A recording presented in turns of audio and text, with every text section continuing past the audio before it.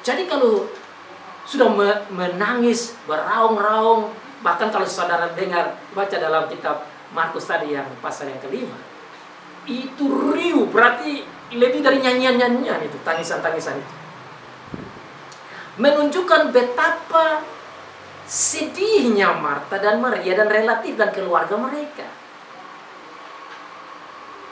Dan saudara lihat Tuhan Yesus datang, dan belum sampai di kampung itu, masih anggaplah kampung sebelah, tapi berita sudah datang. Itulah di sana ya.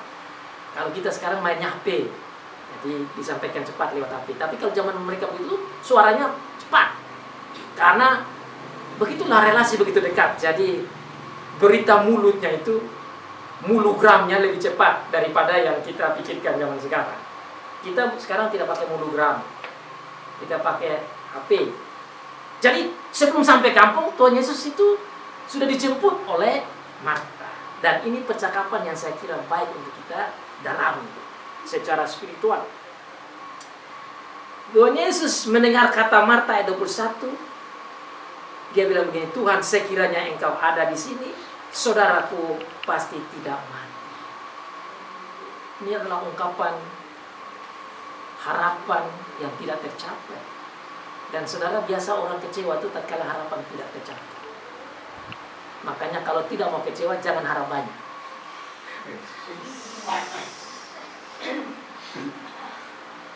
Ini aplikasinya banyak sekali ya. Kalau tidak mau kecewa, don't expect too much if you don't want to get disappointed.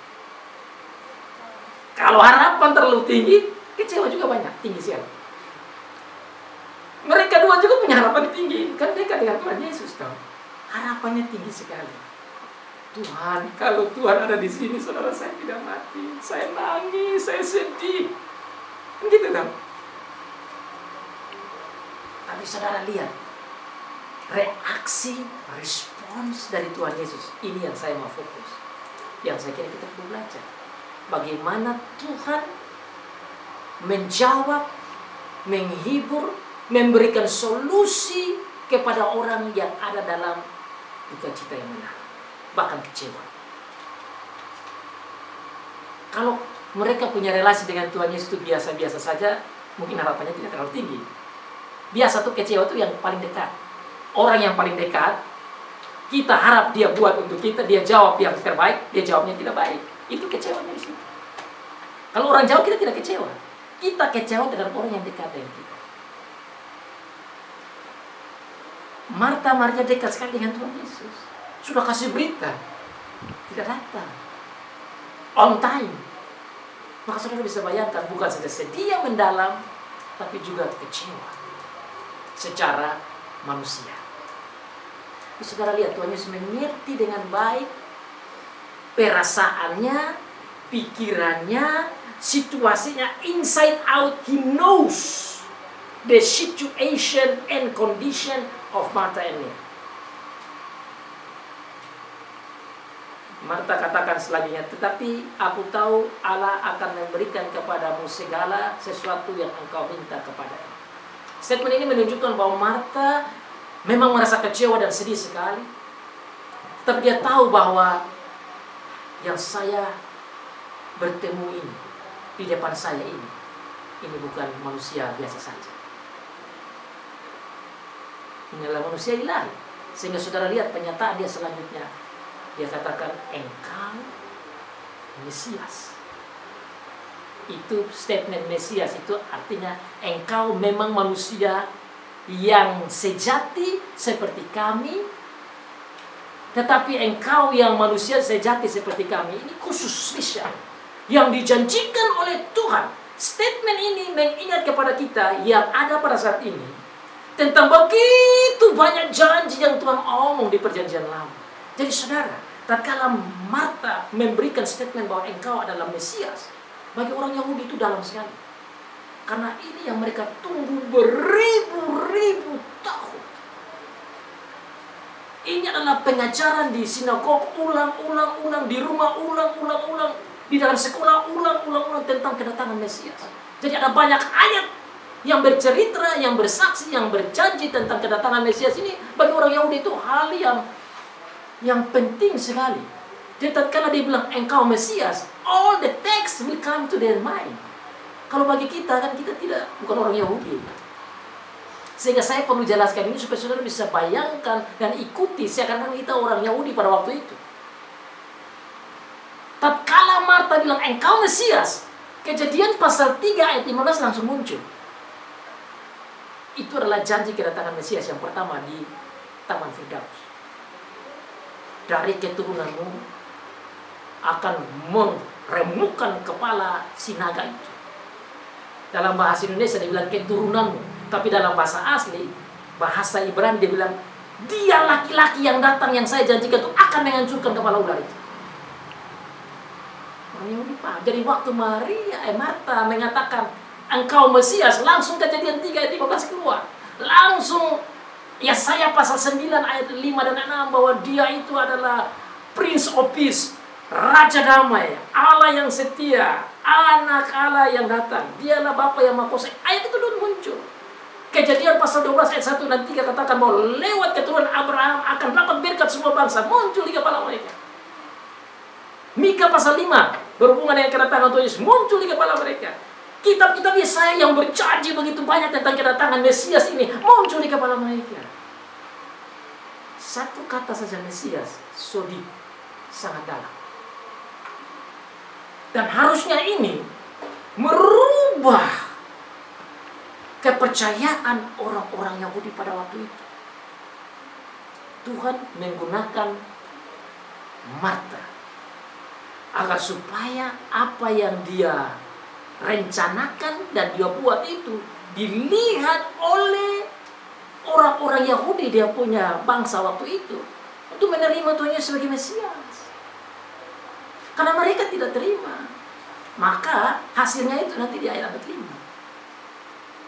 Statement Marta mengingat saya tentang Matius pasal yang ke-16. Dan saya mau saudara buka dengan saya ayat itu. Karena ini dalam bahasa tertentu namanya syahada. Saudara pernah dengar kata syahada? Statement of faith atau pengakuan iman. Dan banyak orang-orang Kristen tidak melihat bahwa pengakuan iman itu penting. Pengakuan iman yaitu kita mengaku apa yang kita percaya dan kita sampaikan. Itu syahada. Mari kita lihat syahadanya yang Tuhan berikan. Jadi orang Kristen menyatakan syahada, pengakuan iman itu tidak dia asal omong. Harus Tuhan yang gerakan di dalam dirinya. Makanya saya mau saudara buka dalam Matius pasal yang ke-16 untuk lihat syahadanya kita orang Kristen yang diberikan oleh Tuhan langsung kepada Petrus yang adalah Rasul Tuhan yang adalah murid Tuhan. Matius pasal 16 ayat 13 sampai dengan ayat yang ke-20, tapi yang dimaksudkan oleh saya khusus ayat 16 dan 17. Saya baca Matius 16. Setelah Yesus tiba di daerah Kaisarea Filipi, ia bertanya kepada murid-muridnya, kata orang siapakah anak manusia itu? Maksudnya dirinya. Ayat 14. Jawab mereka, ada yang mengatakan Yohanes Pembaptis, ada juga yang mengatakan Elia, dan ada pula yang mengatakan Yeremia, dan salah seorang dari para nabi. Lalu Yesus bertanya kepada mereka, tetapi apa katamu? Siapakah aku ini? Maka jawab Simon Petrus, catat baik-baik. Maka jawab Simon Petrus, engkau sama-sama, engkau adalah Mesias, Anak Allah yang hidup. Ayo lihat ayat 17. Kata Yesus kepadanya, berbahagialah engkau Simon bin Yunus, sebab bukan manusia yang menyatakannya itu kepadamu sama-sama, melainkan Bapakku yang di surga. Ini syahada, saudara. Ini statement of faith, ini pengakuan iman yang harus kita pegang dan kita akui di mana-mana. Jadi Tuhan menggunakan Marta supaya dia mengungkapkan dengan berani di depan semua orang yang tidak terima Tuhan Yesus sebagai Mesias dan anak Allah, agar mereka terima dan buat statement of faith yang syahada itu. Dan saudara tahu, ini omong ini bukan di dalam kamar atau di dalam rumah atau di dapur. Ini bicaranya ini dibegini banyak orang. Ini keberanian. Makanya tuh Yesus dalam aplikasi penerapan dia bilang, "You percaya tidak?" Keberanian inilah yang dibuat oleh Tuhan. Seorang perempuan berani menyatakan ke begitu banyak orang Yahudi yang tajam-tajam juga dengan hal ini. Saudara bayangkan orang Yahudi mau lempar dia. Ini bukan ngomong, saudara, ini satu treatment, ini satu ancaman besar. Kalau berani nyatakan dia ini Mesias, sama juga melihat dia sebagai anak Allah, dan itu bertabrakan dengan pengajaran pimpinan-pimpinan waktu itu. Ini sama dengan melawan para pemimpin. Dan saudara tahu, para pemimpin Yahudi waktu itu ada 3 kuasa yang seperti di Indonesia. Ada legislatifnya, ada judikatifnya, dan ada eksekutifnya. Dan itu namanya Sanhedrin. Mereka kuasai pemerintah politik, mereka kuasai hukum, mereka juga yang eksekutor, ya pemerintah. Dan Maria, Marta harus berhadapan dengan orang-orang ini. Dan saudara kalau baca dia punya konteks di dalam Kisah Para Rasul, melawan pemimpin ini, result terakhirnya penjara. Kalau bukan dipukul, dianiaya, dia dibunuh. Kalau masih ingat cerita Rasul Paulus tuh, dia bersama dengan para pimpinan dan bunuh bukan sedikit orang-orang Kristen. Akibat pemimpin begini. Jadi ini yang saya mau sampaikan. How brave, betapa beraninya Marta melawan arus besar, arus kuasa, untuk menyatakan imannya tanpa takut. Saudara, saya mau saudara saya begini. Kan kebenaran. Bahwa dia adalah Mesias. Bahwa dia bukan saja Mesias, lanjut tapi dia berani katakan bahwa anak Allah. Saya ulang-ulang dalam khotbah saya sampaikan ini. Karena memang tidak sedikit orang yang menyangkal Tuhan Yesus sebagai anak Allah. Itu faktanya demikian. Maka statement ini sangat menolong saudara dan saya untuk sekarang bagaimana di dunia ini kita berani menyatakan kepada orang bahwa Tuhan Yesus itu Mesias, anak Allah seperti Marta omong. Yang nak seorang perempuan. Maka hai perempuan-perempuan, ayolah belajar dari Marta juga. Jangan hanya baca firman terus diam-diam saja. Maaf kata, jangan hanya kasih naik muka saja di Facebook kita. Kesaksian apa ini? Dan saya kadang-kadang pikir-pikir kenapa ya? Orang kok mau memberikan saking untuk dirinya, mukanya, bajunya. Maka zaman sekarang dia sampai ke sepatu, celana, rambut. Tapi kenapa tidak bersaksi tentang Tuhan? Is that pleasing God? Apa itu memuliakan Tuhan? Nah, konteks khotbah hari ini yang kita belajar bersama. How can we use our time, our media sosial, our ability for God's glory? Bagaimana kita gunakan semua kemampuan, relasi, kehebatan, karunia, harta kita semua demi kemuliaan Allah. Itu maksudnya. Dan Marta berani menyatakan di depan begitu banyak orang dengan gagah, dengan berani, dan disaksikan oleh begitu banyak orang karena kakaknya, saudaranya yang meninggal ini Lazarus. Peristiwa kematian Lazarus menunjukkan betapa pentingnya berita Injil tentang siapa itu Tuhan Yesus. Dan Tuhan Yesus menyatakan kepada Marta, dia bilang apa? Saudaramu akan bangkit. Ini pernyataan yang luar biasa. Ini adalah statement penghiburan. Ini melebihi harapan. Harapan pertama sembuh saja. Tetapi sekarang bukan saja sembuh, tetapi bangkit dari kematian. This is amazing. Sebelum terjadi, kalau bukan Tuhan tidak mungkin ngomong begini. Ini lebih dari nabi. Belum terjadi bangkit dia sudah bilang, saudaramu bangkit. Terus dia bilang, ya saya percaya akan bangkit nanti waktu akhir zaman. Itu adalah pengajaran orang-orang Farisi. Orang-orang Farisi juga percaya ada kebangkitan, sama seperti kita. Tapi orang-orang Saduki, yang adalah juga bagian di dalam Sanhedrin itu, mereka yang punya banyak duit, tapi punya pengaruh di situ, meskipun tidak banyak, mereka tidak percaya akan kebangkitan. Maka peristiwa ini, saudara, menggoncangkan dunia politik di sana juga. Karena kepercayaan tidak ada kebangkitan itu sekarang muncul. Maka Tuhan Yesus ketika dia bikin statement, saudaramu akan bangkit, powerful sekali. Itu dampaknya besar. Pertama untuk Marta dan juga untuk Maria dan juga untuk saudara-saudara mereka, tapi juga dampaknya kepada Israel secara menyeluruh. About the resurrection. Dan saudara, Tuhan Yesus tidak fokus saja kepada Lazarus yang akan dibangkitkan, tapi dia bilang apa? You know, I am that resurrection, and I am the life. Ini bukan kepada Marta saja, kepada semua yang dengar begitu banyak itu. Tuhan Yesus berani sekali. Dia mau dilempar, datang lagi, dan omong lagi kepada mereka. Ini sama dengan yang mau bilang, saya ini Allah. Tidak ada satu nabi pun yang berani katakan dia adalah hidup, dia itu kebangkitan. Dan tidak satu orang pun yang berani menggunakan ekspresi ego emi. Saudara sudah ulang-ulang belajar ini. Ego emi ini yang dia pakai. Ego emi he anastasis.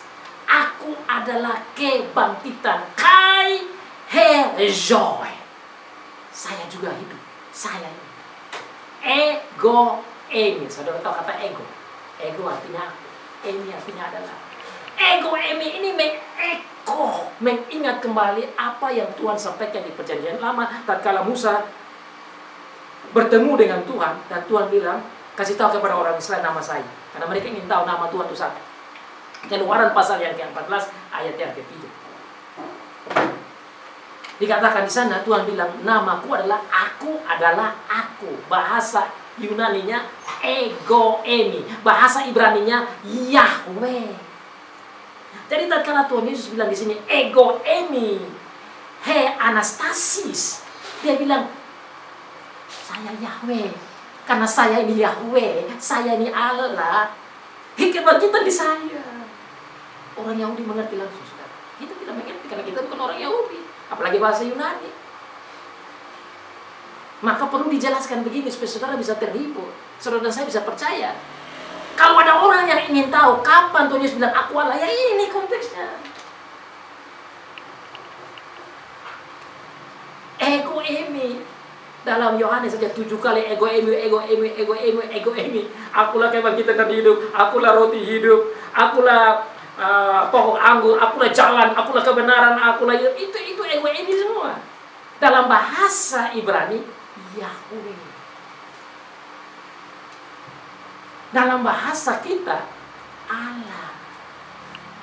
Jadi kalau ada orang yang mau tanya saudara kapan Tuhan Yesus bilang dia Allah, ini tatkala dia bilang akulah kebangkitan. Ego emi anastasis. Ego emi anastasia.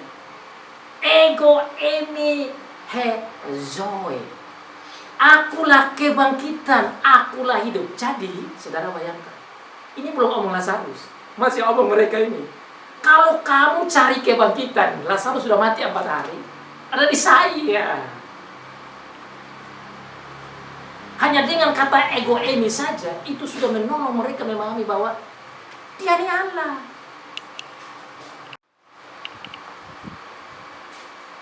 Saudara, dengan beraninya Maria, Tuhan Yesus lebih berani lagi. Maria bilang, engkau Mesias yang dijanjikan, engkau anak Allah. Dia bilang, ya, saya ini anak Allah.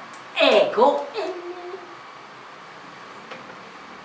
Yang arti dalam bahasa Ibrani di Perjanjian Lama, Yahweh.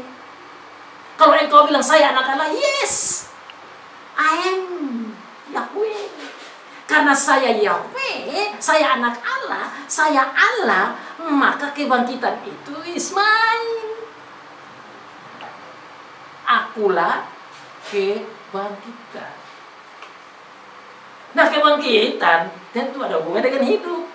Kalau bukan Allah, mana bisa pegang kehidupan? Maka saudara yang percaya Tuhan Yesus, saudara orang yang paling beruntung. Kenapa? Karena kita di dalam Tuhan Yesus, kebangkitan ada dalam diri kita. Saat kita pegang Tuhan Yesus, saat kita bersama dengan Tuhan Yesus, saat kita percaya Tuhan Yesus, saat yang sama otomatis kebangkitan adalah milik kita. So you don't have to worry about death anymore. Tidak perlu takut mati lagi tau. Bukankah kita semua takut mati? Ya kan? Orang Kristen juga takut mati. Kenapa? Karena ayat-ayat seperti ini tidak direnungkan dan dikhotbahkan dan didiskusikan. Sehingga takut mati. Bukan saya takut mati, orang mati juga dia takut. Prajurit yang sudah mati diam. Takut orang yang bergerak masih main. Ini takut orang yang sudah mati. Karena tahyul tadi.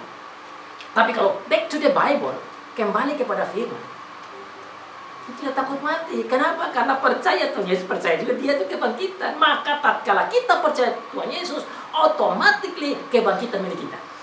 Itu berarti saudara-saudara, hidup milik kita. Bukan omong hidup saja sekarang, tapi hidup yang kekal adalah milik kita.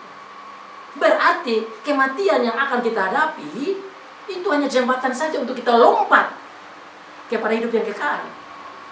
Itu saudara bisa baca dalam 1 Korintus pasal 15. Hai kematian, di mana kesengatmu? Sengatmu tidak ada lagi karena Tuhan. Maka dia bilang apa di sana? Malang sekali kalau tidak ada kebangkitan itu. Tapi syukur Tuhan Yesus menjadi the victor. Bring the victory. Dia membawa kemenangan. Sehingga kita berani menghadapi kematian. Dan Lazarus sebentar itu piece of cake saja. Dia tidak perlu pakai instrumen untuk angkat Lazarus, tidak pakai medisnya. Dia, Lazarus, man, what? Piece of cake. Bahasa Inggrisnya sangat gampang betul. Kenapa? Nah, kan dia pakai kebangkitannya. The source of the resurrection, sumber kebangkitan itu di dia. Makanya omong tentang kebangkitan nanti itu hal yang normal dan gampang untuk Tuhan. Dan itu menghibur kita. Kenapa? Apalagi kita yang jauh-jauh dari rumah, kadang-kadang orang tua takut kita mati, sakit. Don't worry about it. Karena firman ini memberikan kita hiburan bahwa kita berani menghadapi apapun, termasuk kematian yang paling menakutkan itu. Karena Tuhan Yesus adalah kebangkitan itu. Sekaligus menghibur kalau ada orang tua kita yang meninggal dalam Tuhan, kita tidak perlu menangis secara tanpa harapan. Karena orang-orang tua kita, keluarga kita yang mati dalam Tuhan, ada harapan. Karena dia adalah kebangkitan. Dia adalah I am the resurrection, I am the life. Bahwa ini bisa kita bicara lebih banyak. Saudara sudah dengar juga di poin ketiga, Tuhan Yesus adalah Mesias yang dijanjikan dan anak Allah. Poin keempat, saudara bisa tarik nafas karena setelah 4, 5 berarti sudah selesai. Itu caranya pengkhotbah yang menolong jemaat yang kadang-kadang merasa capek dengan khotbah yang panjang. Kita masuk poin keempat karena 5 poin, 1 poin lagi selesai. Ya kan? Tuhan Yesus menangis. Saudara, ini topik saya mau omongkan ini sangat emosional sekali. Dan ini baik untuk kita renungkan. Setelah peristiwa Marta, Tuhan Yesus menggunakan lagi orang yang lain namanya Maria untuk kemuliaan namanya. Mari kita lihat ke teksnya.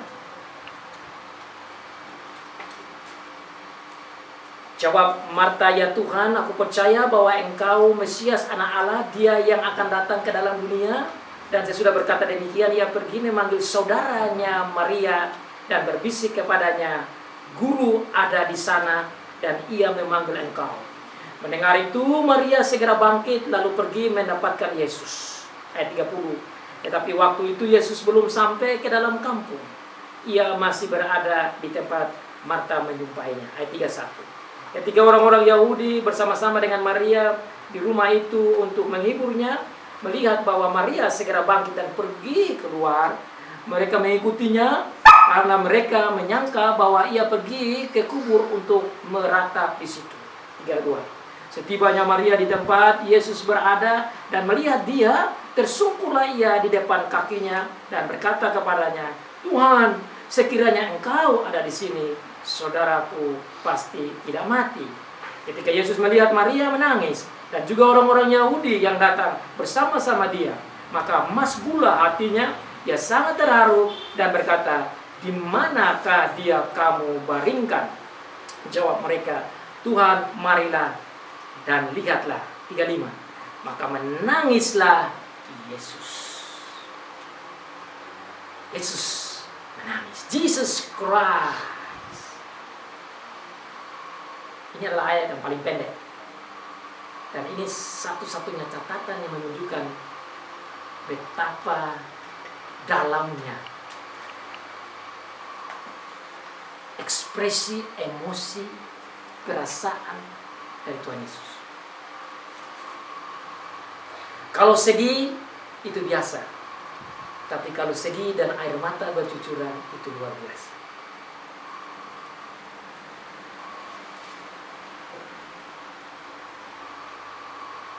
Saya tatkala baca ayat ini, saya pikir, wow, Tuhan Yesus luar biasa. Sekaligus kita bisa renungkan betapa luar biasanya Tuhan itu. Bukankah dia yang menciptakan perasaan, memiliki lebih dalam perasaan dari itu, dia yang diciptakan. Saya ulang lagi. Bukankah dia yang menciptakan perasaan itu, mengerti lebih dalam dari perasaan-perasaan kita yang diciptakan. Kalau kita punya perasaan begini, dia yang ciptakan perasaan. Harusnya dia mengerti lebih dalam perasaan-perasaan kita. Dan kalau dicatat di sini Tuhan Yesus menangis, berarti setiap kita yang mati dalam Tuhan, dia juga menangis. Berarti ayah kita meninggal, dia juga menangis. Berarti saudara kita yang meninggal, dia juga menangis. Berarti kakak kita, teman kita yang kita sayang meninggal, dia juga menangis. Saudara tidak bayangkan ini. Saudara pikir ya Tuhan tidak menangis. Saudara pikir Tuhan sudah menangis. Ini ayat catat, ini penting sekali kata, dan dia, Yesus menangis. Dengan satu contoh, seorang Lazarus meninggal dan Marta menangis, Maria menangis, orang-orang menangis. Sebagai manusia yang normal, dia menangis. Itu berarti sedih bagi Tuhan. Dan saya melihat tangisan Tuhan Yesus itu lebih dalam dari tangisan Maria dan Marta. Kalau Maria dan Marta menangis karena kakaknya meninggal, saudaranya meninggal, saudara laki-lakinya meninggal. Dan Tuhan Yesus menangis bukan hanya karena Lazarus meninggal. Dia menangis karena begitu bengis dan jahatnya si iblis itu yang datang membawa kematian. Dia menangis karena harusnya manusia yang dia ciptakan ini tidak begini sengsara. Dia menangis karena harusnya manusia tidak boleh mati. Tapi sekaligus dia menangis, why did you do that? Kenapa manusia engkau tidak taat saya? Kenapa tidak engkau dengar firman? Karena kita katakan upah dosa adalah maut. Ya karena dosa, makanya dia menangis. Karena iblis punya gerak, dia menangis karena dosa-dosa begini banyak. Sekaligus juga dia terharu dengan orang yang berduka. Makanya tidak salah dikatakan kita juga harus bersama-sama dengan orang berduka dan menangis dengan orang menangis. And that's not wrong to cry. Saudara, ini banyak wanita juga banyak laki-laki. Bukan kalau banyak wanitanya yang menangis. Meskipun kadang-kadang menangis juga drama-drama. Jarang laki-laki menangis. Tapi saudara, Tuhan Yesus kan laki-laki. Bukankah malu seorang laki-laki menangis? Jangan bilang Tuhan Yesus yang begitu tinggi, seorang rabi, seorang pimpinan yang terkenal, seorang laki-laki. Saudara yang kita hanya anak muda saja, maaf kata belum sampai posisi besar-besar saja kita nangis, kita malu. Ya, malu kita menangis. Tuhan Yesus tidak malu. Why? Because He loves His people. Ini menunjukkan the true love. cinta kasih yang sejati, relasi surgawi yang sejati. Maka tatkala ada yang sedih, dia juga sedih. Tatkala dia punya relasi sejati dengan saudara, saudara bersedih, dia juga bersedih. Ini bukan bicara tentang kematian saja, tapi bicara juga saudara punya pergumulan dalam hidup saudara. Saudara jangan pikir, oh saya menangis dan Tuhan tidak peduli, Tuhan tidak tahu, saya saja yang nangis. No, when you cry, He also cry. When you rejoice, He is also follow that. Jadi saudara jangan main-main dengan tetesan air mata. Tetesan air mata yang sesungguhnya itu diperhatikan, dipedulikan, dilihat, diikuti, dan bersama dengan itu dia berikan solusi. That's the beauty of having God, isn't it? Indahnya kita punya Tuhan gitu kan. Tuhan mana yang mau menangis bersama dengan kita? Tuhan mana yang mau punya perasaan yang dalam begitu, saudara? Dan dengan kata Tuhan bilang, dikatakan sama Tuhan juga bilang, bagi saya itu sulit.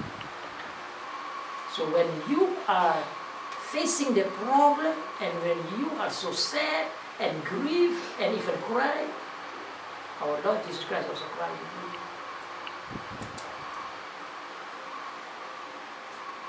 Dan bukan dia tidak tahu kita punya kesusahan dan pergumulan itu. Bukan dia tidak tahu, bahkan dalam konteks di sini sebelum dia ke sana dia sudah tahu. Berarti dia He knows before and He knows everything. Kalau saudara buka dalam kitab Wahyu pasal 2, itu menceritakan tentang hal-hal caring begini dalam sekali. Itu dikatakan bahwa umat Tuhan gereja itu bagaikan bayi dipeluk di dada Tuhan gini. Buka saja di rumah nanti Wahyu pasal 2 bagaimana dia berjalan berkeliling gereja dan dia menjaga gereja bagaikan seorang ibu memeluk bayi di dadanya. Mau mengerti tentang kasih, biar ibu punya kasih terhadap anak. Laki-laki tidak terlalu paham begitu. Karena hanya ibu yang punya pemahaman kasih untuk melihat bayi itu lebih dalam dari para laki-laki. Dan itu diungkapkan bahwa gereja itu seperti begitu di dada. Bukan saja Maria dan Martha yang dapat ini, saudara juga dapat ini. This is the beauty of having a relationship with Jesus. Makanya Tuhan kita itu saudara-saudara sangat real, sangat dekat, lebih dekat dari orang tua kita. Saya tahu saudara dan saya kita punya orang tua, kan? Tapi orang tua kita tidak menggendong kita seperti yang diungkapkan dalam Wahyu. Kita ada di sini, orang tua kita di kampung, kan? Apakah dia gendong kita? No way.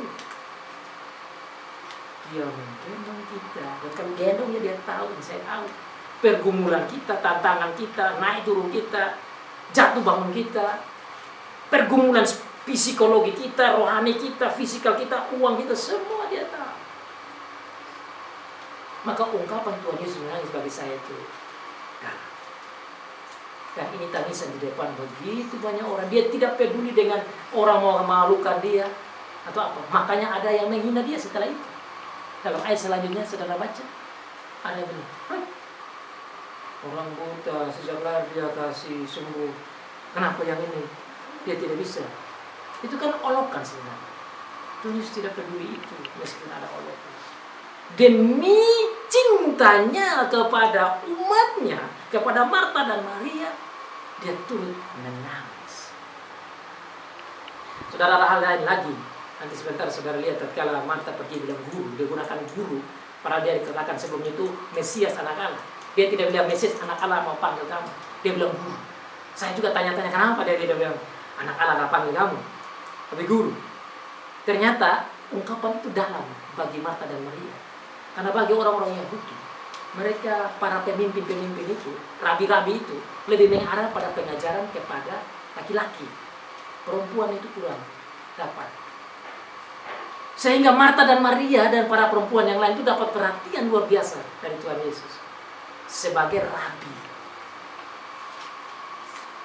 Makanya saudara, Maria datang kepada Tuhan Yesus dan saya melihat ini actionnya luar biasa sampai Tuhan Yesus menangis itu, saudara. Baca baik-baik. Ini kita harus bayangkan dalam otak kita. Dari rumah, tangisan yang berat dan sedih, dan dia mau ke sana, dan orang-orang pikir dia ke sana ini untuk ke kubur. Ikutlah mereka semua beramai-ramai, bertemu dengan Tuhan Yesus yang masih jauh dari kampung. Saat ketemu Tuhan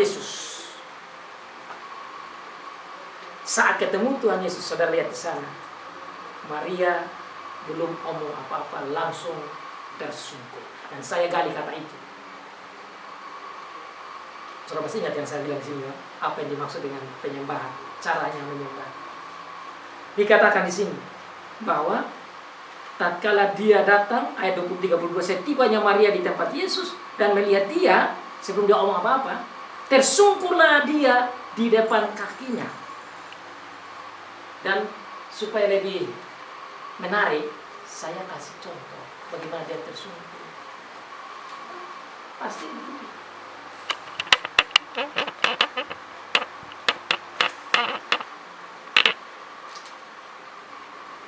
Apa maksudnya ini, saudara? Ini di kaki, saudara.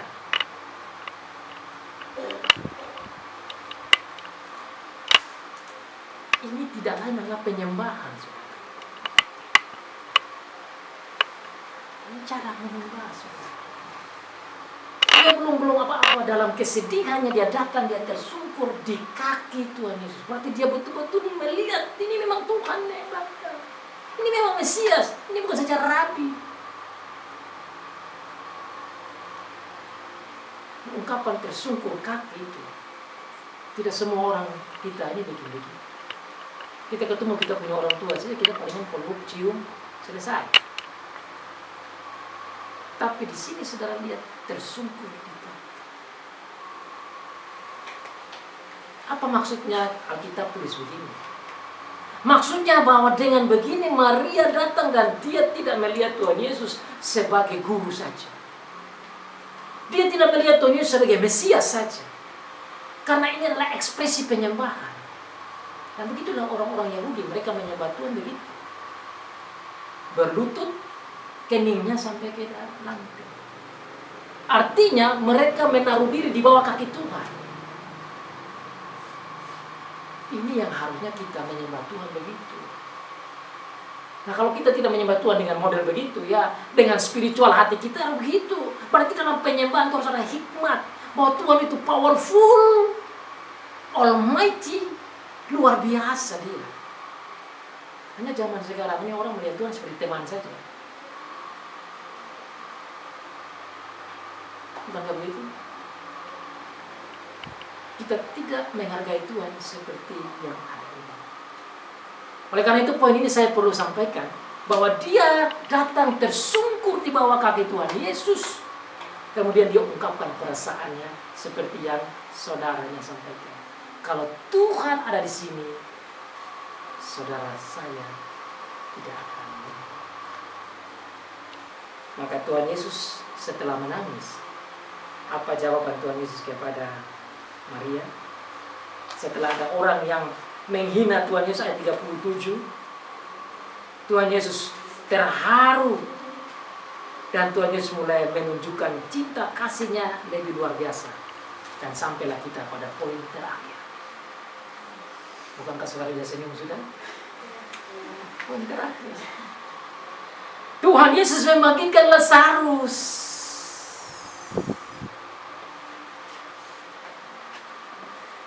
Kata Yesus ayat ke-39, angkat batu itu. Marta, saudara orang yang meninggal itu, berkata kepadanya, Tuhan, ia sudah berbau sebab sudah 4 hari ia mati. Ini statement sangat penting. Dengan menyatakan bahwa sudah berbau, itu bahwa secara manusia is not possible anymore. Don't open it, jangan buka, tidak ada harapan lagi. Dan itu juga yang dilakukan orang Yahudi. Untuk apa? Inilah klimaksnya. Inilah kulminasinya. Inilah tujuan yang terakhir dari Tuhan Yesus. Saya datang dan buat itu tatkala dia sudah berbau. Saya datang supaya kamu yang percaya bahwa masih 3 hari itu tayul-tayul itu out, sudah 4 hari. Saya buat ini supaya kau tahu saya Mesias, saya anak Allah. Dan dia buat itu sebelum dia omong dengan Bapa. Kadang-kadang kan orang bilang, nah kan dia kan manusia, dia masih berdoa. Dia buat ini, dia nyatakan sebelum dia omong dengan Bapa. Itu pun dalam pokok doa dengan Bapa itu, saudara. Dia tidak bilang, Bapa, saya berdoa, bangkitkanlah Lazarus. You see that? Itu orang manusia saja. Tapi Tuhan Yesus omong dengan Bapa tidak begitu. Tuhan Yesus bilang dengan Bapa, aku bersyukur engkau menjawab aku. Nah, lihat di sana.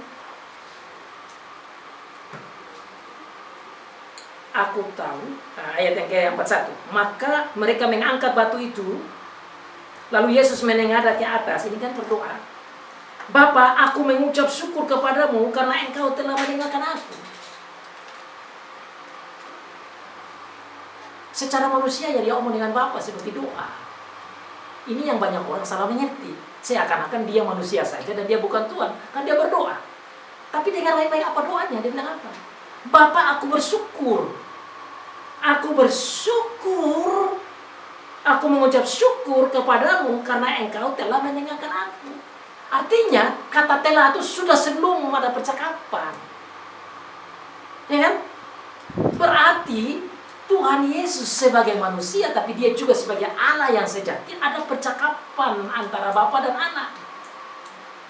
Dan itu juga Roh Kudus, Allah Tritunggal. Dalam musyawarah keilahiannya itu, mereka sepakati sebagai Allah untuk membangkitkan Lazarus. Makanya dia bilang, aku bersyukur. Dia tidak bilang, Bapa, tolong supaya lewat saya ini Lazarus bangkit ya. Itu kan doa kita manusia begitu. Itu caranya manusia berdoa. Tetapi karena dia manusia dia omong, tapi ini juga sekaligus menandaskan bahwa dia adalah Allah. Percakapan kealahannya muncul di situ. Dan oleh karena dia Allah, dia sudah bilang kepada Marta dan Maria, akan bangkit. Tidak usah takut. Saya ini kebangkitan. Jadi sangat clear betapa dia sampaikan kepada orang-orang saat itu. Memang dia adalah Allah sejati. Sangat jelas itu.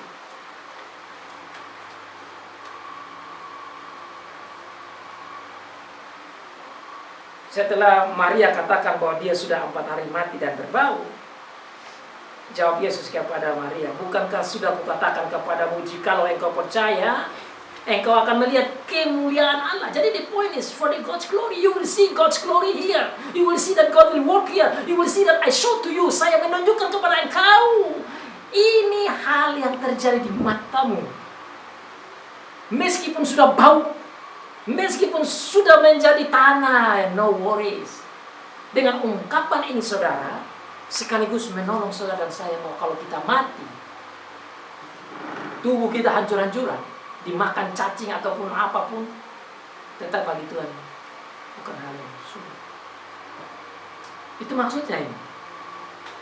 Meskipun kepada Lazarus saja, tapi sekaligus kepada kita, bahwa kita siap menghadapi kematian dan kita boleh mengharapkan kebangkitan itu. Ini 4 hari saya sudah bau, jadi that is the comfort. Itulah komfortnya, hiburannya, kekuatan imannya. Ini untuk Maria percaya, untuk Marta percaya, untuk Roh itu percaya, dan untuk kita juga percaya bahwa kita punya Allah yang luar biasa. Makanya dia bilang, engkau akan melihat kemuliaan Allah. Maka mereka mengangkat batu itu, lalu Yesus menengadah ke atas dan berkata, Bapa, aku mengucap syukur kepadamu karena engkau telah mendengarkan aku. Aku tahu bahwa engkau selalu mendengarkan aku, tapi oleh karena orang banyak yang berdiri di sini mengelilingi aku menyatakannya supaya mereka percaya bahwa engkaulah yang telah mengutus aku. For the sake of many people.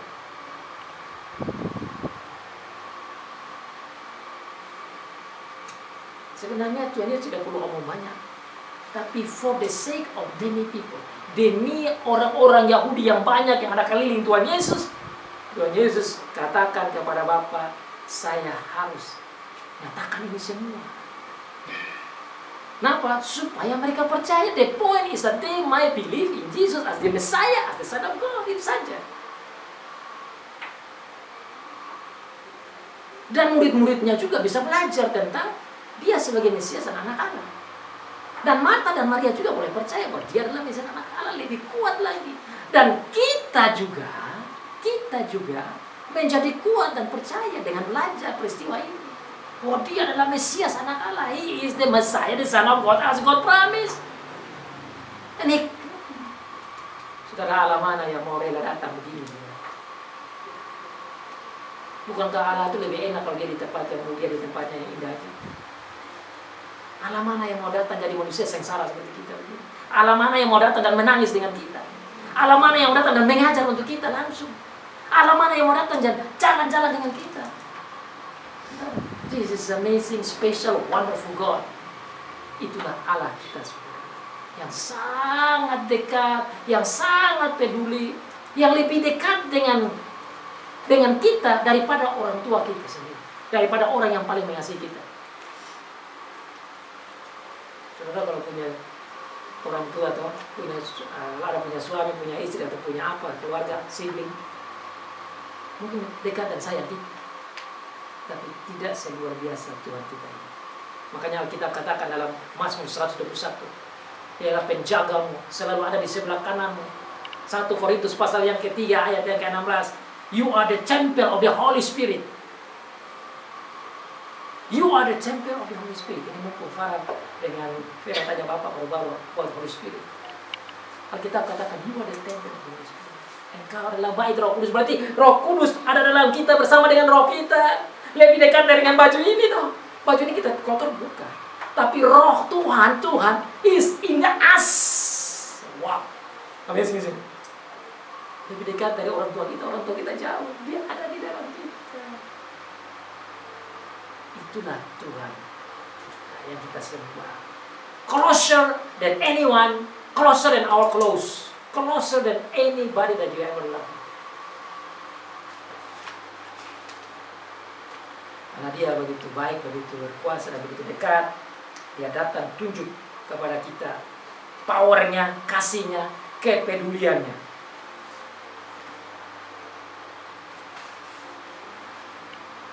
Dan sesudah berkata demikian, berserulah ia dengan suara keras, Lazarus, marilah keluar. Yang kitab ini ayat ke-43, dan satu ayat lagi. Dan Lazarus keluar. Saya lihat ini ke ayat, saudara. Tatkala Tuhan membangkitkan Lazarus, dia tidak gunakan satu alat apapun. Dia tidak pakai medical system, medical instruments. Dia tidak gunakan alat-alat medis. Dia tidak gunakan apapun. Dia hanya pakai suaranya saja. That is God.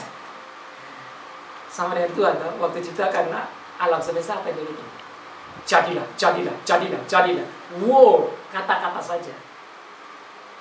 Dia tidak pergi ke Lazarus, ya angkat Lazarus, ayo bangkit. Lazarus, come on, Lazarus. Dari jauh dia teriak saja.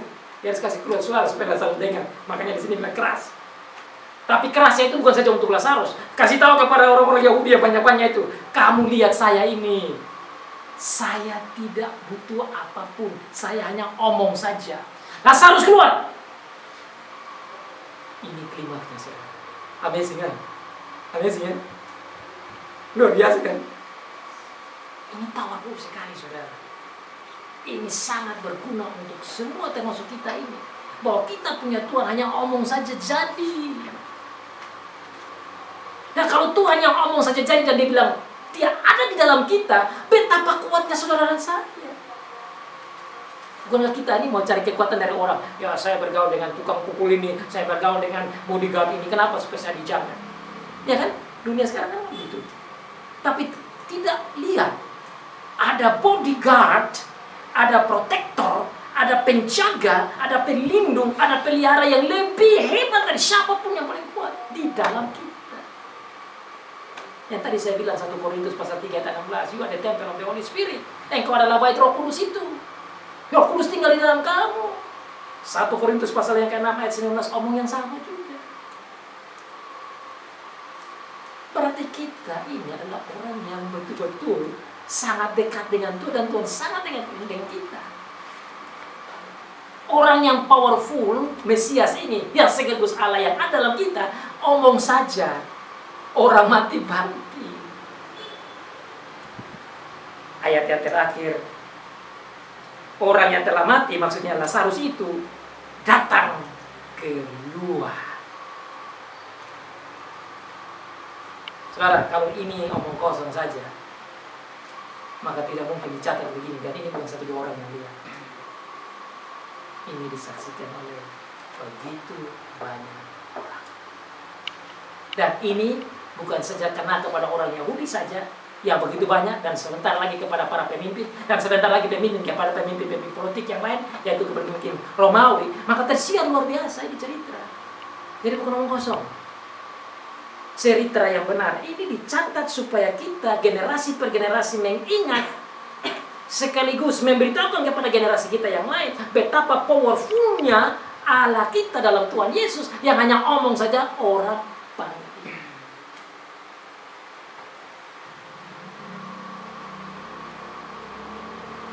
Orang yang telah bangkit itu datang keluar, kaki dan tangannya masih terikat dengan kain kafan. Ayat ini saudara, saya bayangkan kalau kita di Indonesia kan dikubur itu berbeda. Kalau di bagian timur, sekali lagi saya lihat yang di timur, saya tidak tahu yang di mana ya. Kalau timur itu kebanyakan mati itu dipakai seperti saya begini, dipakai dasi, dipakai jaket atau jas, ya kan? Atau kalau di secara adat dipakai pakaian adat, terus dimasukkan dalam peti jenazah, kemudian dikubur. Tapi orang Yahudi lain mereka. Mungkin dalam budaya Arab juga bersama. Itu mereka dipakai kain kafan, itu baru digigit-gigit. Makanya dilihat di sini, kaki tangannya masih terikat. Sekarang saudara dalam akhir khotbah ini, saudara harus bayangkan, how did he come out? Bagaimana dia itu keluar dari itu gua itu? Bagi saya ini luar biasa ya. Karena harusnya orang, kalau orang sakit saja, orang sakit, sakit parah, bukankah dia harus digendong? Right? Kalau bukan digendong, ya paling sedikit naik di atas kursi roda. Atau kalau zaman mereka tuh ada apa itu semacam apa diangkat. 4 orang harus angkat toh. Kalau sakit. Amazingly, Lazarus tidak butuh itu. Sudah sakit begitu parah dan sampai mati, yang harusnya digendong, bahkan diikat lagi, kok bisa ada power keluar.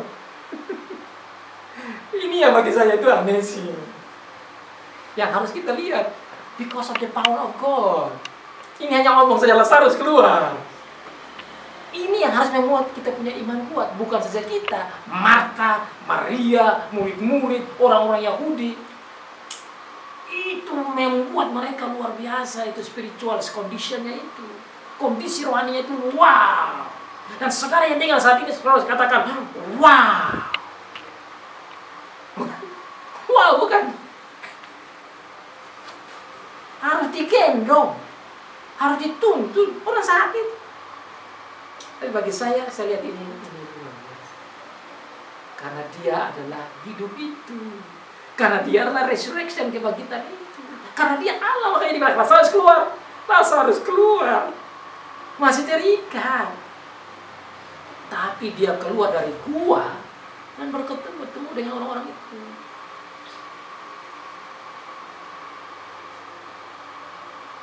Dan akhirnya saudara dalam besok minggu depan nanti saudara lihat Lazarus makan, nikmati hidup, menjadi kesaksian yang luar biasa.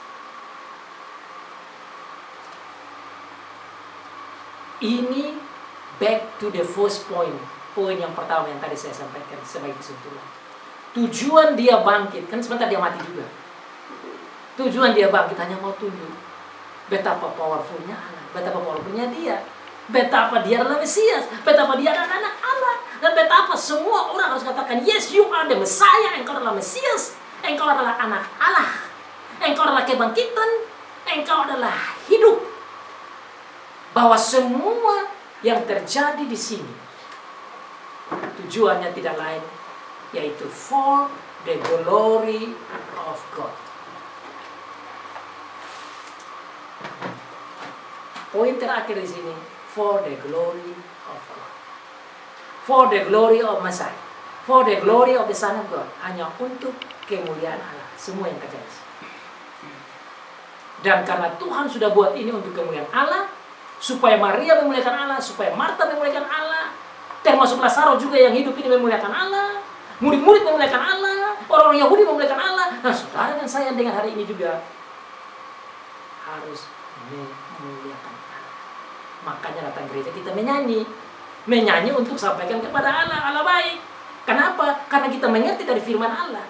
Bagaimana kita bisa mengerti firman Allah? Kita bisa puji Tuhan tanpa ada khotbah-khotbah begini.